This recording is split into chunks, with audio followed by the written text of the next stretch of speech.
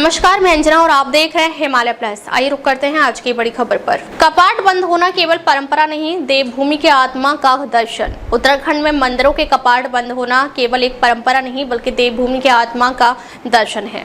सर्दियों में बर्फबारी के कारण कपाट बंद किए जाते हैं, जो ध्यान और आत्मचिंतन का समय होता है। यह परंपरा उत्तराखंड की संस्कृति का महत्वपूर्ण हिस्सा है और प्रकृति और आध्यात्मिकता के संगम को दर्शाती है। यह अनुभव हर किसी को आकर्षित करता है। हर वर्ष की भांति इस बार भी भगवान केदारनाथ के कपाट विधि विधान से बंद किए गए। मान्यता है कि 6 महीने तक भगवान शिव उच्च हिमालय स्थित केदारपुरी में विराजमान रहते हैं और वहीं भक्तों को दर्शन देते हैं, जबकि शेष 6 महीने शीतकाल के दौरान शीतकालीन पंच केदार गद्दी स्थल ओंकारेश्वर मंदिर ऊखीमठ में स्थापित रहती है। यहीं पर भगवान की निज पूजाएं संपन्न होती हैं।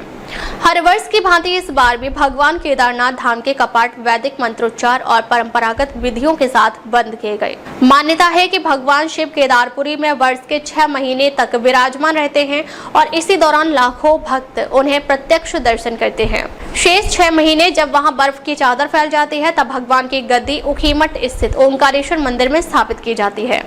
शास्त्रों में भी कहा गया है कि प्रकृति और ईश्वर एक ही स्वरूप में 2 आयाम है। जब हिमालय विश्राम करता है, तब देवता भी विश्राम करते हैं।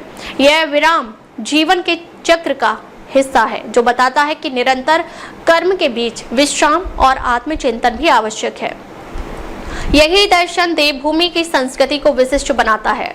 उत्तराखंड के इस अनोखे अध्यात्म में यह परंपरा हर वर्ष हमें यह सिखाती है कि जीवन में ठहराव भी उतना ही आवश्यक है जितना चलना।